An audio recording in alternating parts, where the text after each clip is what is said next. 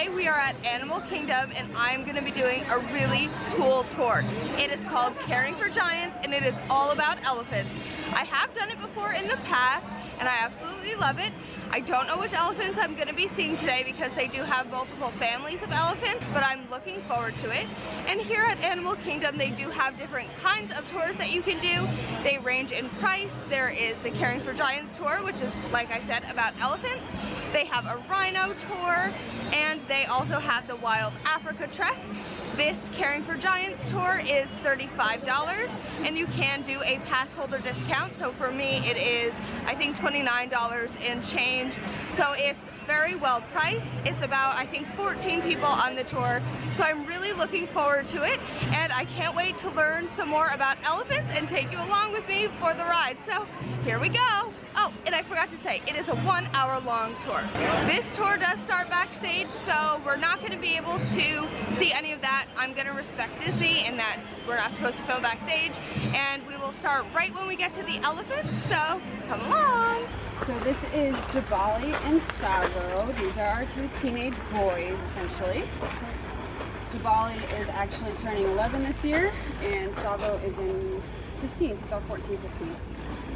So, out in the wild, this is pretty close to what they would do. They would be with mom until they start hitting puberty, and then she's going to go, leave, get out. And so that's happened to these boys.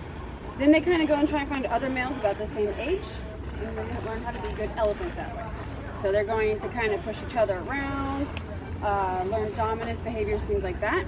And then eventually they'll probably separate, become mostly solitary. We have started seeing male elephants live in small bachelor groups, but they're still mostly solitary. So what's really cool is that these two do hang out together for part of the day. Just like anyone, they sometimes get sick of each other.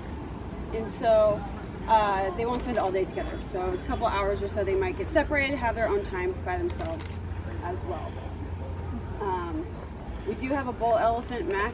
He is 12,000 pounds. Actually, if you look over there, through the gate, that big boy is Mac. Oh, big. Wow. Yeah, 12,000 pounds-ish. You know, a couple hundreds.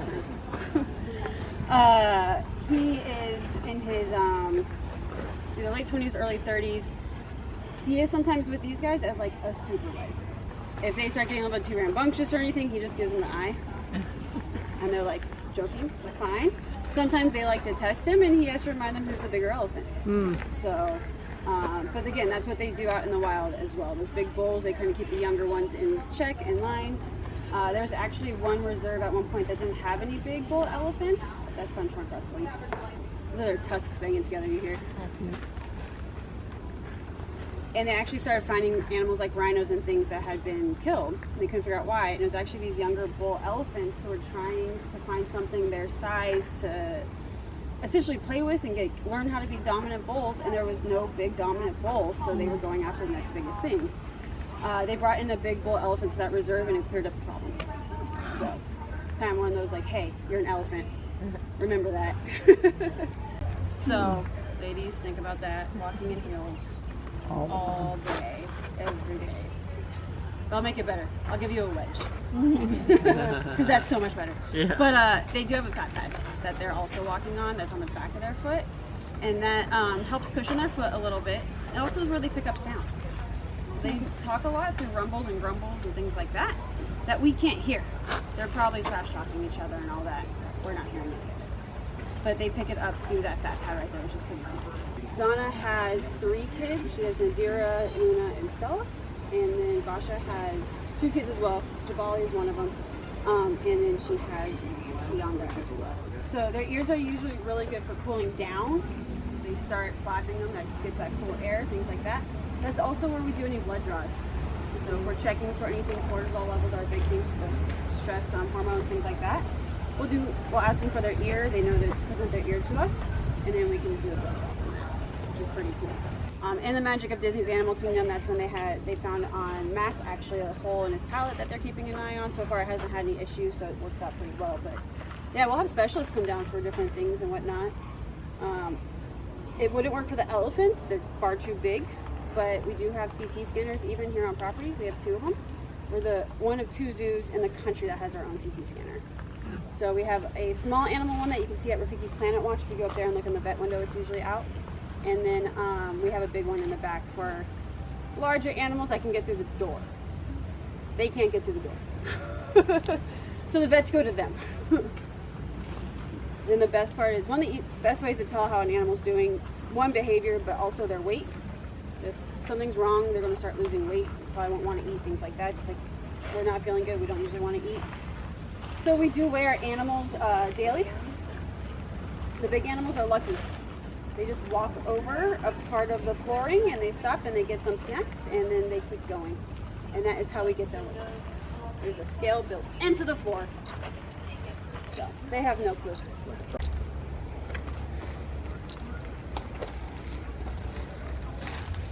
Tail folding is kind of an interesting thing. I know we see it in like the Jungle Book and things like that, where they all hold on to each other's tails. Sometimes it looks like it's a little bit of a dominance thing. We do see it more in elephants and zoos than we do see it in wild elephants. So it's not as clear cut as the Jungle Book likes to make it seem, but we're still learning a lot about them.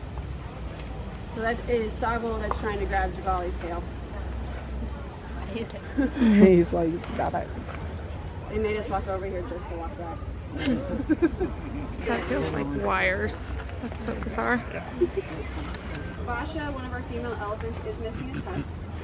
She actually cracked it, and the crack went all the way down into the root. Yeah, he's had a root now. Yeah. So if they crack their tusks above the root, it's fine. They break off, they regrow. It's no big deal. So when I talk about breaking off into chunks and things, it's like each one of these little ones will fall off, and they'll come up in the back and push them out. So there are 2 other animals on the planet that have marching molars, and I want to guess what they are. We have one over at Epcot this season, we know, friends. Manatee? Manatees. Yeah, they're one of the elephant's closest relatives. They also have marching molars. We're not sure if they're still limited to 6 or not, so learning that one. And kangaroos. That's what I said too.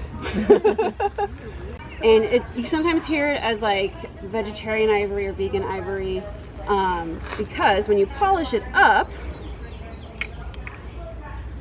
it looks like ivory. So, but it's just a tree, and the trees produce quite a bit. So if someone wanted that look of something, it's a better option than, of course, going after the elephants. That's the food. Oh my. This is Sabo wanting more food. All those trees that are on the outside fence of the park are actually browse trees. They're trees that we grow specifically to cut down their branches to feed the animals. So we have willow and Japanese blueberry and acacia and all sorts of different things. And as the seasons go through, they'll get different things throughout the year. So banana leaves are a big thing. You can get apples, sweet potatoes, watermelons, pumpkins, all sorts of things like that to also help with it. Watermelon is always a favorite. Pumpkin, usually fun. And we can give them like the whole gourds so they can like smash it. Keep an eye on the Disney parks while around in the holiday. We do try and provide it in different ways. We don't want to just go out and like stick a pile down. There are lots of piles out here. But we also have nets we can lower and raise for them to stretch out, things like that. They can get birthday presents. A big pile of food. Depending on the animal, we can also do different things like the rhinos might get stuff that they can run through boxes with or scratch on and things like that. So we find their favorite things, and when it's your birthday, it's a big deal. So. But part of that is the Species Survival Plan, or SSP. Think of Match.com and Ancestry put together. So someone a lot higher up is looking at genetics and looking at all that stuff, and they're like, this elephant will be a good match with this elephant. Let's figure out spacing, things like that. And then also, do we have space to raise that calf? These are long-lived animals, so we need to make sure we have a home for those animals too. So if all of that's a yes and we can make it work, we'll bring those animals together and then try and breed. Of course, sometimes they're like, I don't like you. This ain't, no, ew. And it doesn't work, and that's fine. The elephants, we've been very, very good at breeding. Both of these boys were born here. There's 7 elephants born here. Yeah, we've had a very, very successful breeding program here, which we're very proud of. We do have some pairings that have been approved for the SSP. So in the future, we could have a baby. It's really great with elephants because it's a 22-month gestation. That's a long time. It's a very long time. Stella was almost 24 months. Wow. Yeah, but yeah, Stella was almost 24 months. She was 310 pounds-ish. Javali was 311 pounds, and our first calf was 322 pounds. Wow. Yeah. Thank you guys so much for watching this video. I really hope you enjoyed it and that you learned something about my favorite animal, elephants. We wanted to post something really special this year for Earth Day / Animal Kingdom's birthday. So I hope that this video taught you some things, made you really care for an animal that maybe you already cared about, maybe you haven't really put much thought to them before, but I hope you guys enjoyed.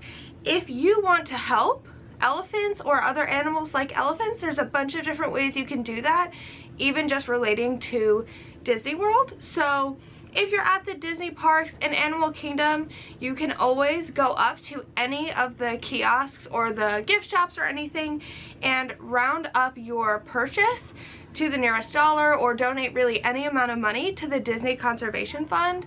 The Disney Conservation Fund gives a lot of money to conservation every year, and if you contribute to that, then that's a really great thing to do. And you can get some of these buttons.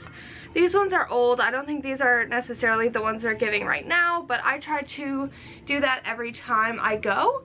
Also, if you can do the Caring for Giants tour, that's another great way to help. The proceeds for that also goes to elephants and animals, and you get this cute little souvenir in your name tag, and that paper is made out of elephant poop, if you could believe it. So it's clean, don't worry. And if you want to help with something other than your dollars, just learning about elephants or any other animal and kind of spreading the word and sharing your passion is another really good way to do that. So again, I hope you guys enjoyed. Happy Earth Day. Happy birthday to Animal Kingdom. I know I'm technically a day early, but it's never too early to celebrate. So, with all that being said, don't forget to like, comment, and subscribe to follow along on all of our journeys and Animal Kingdom vlogs. And we'll see you in the next one. Bye!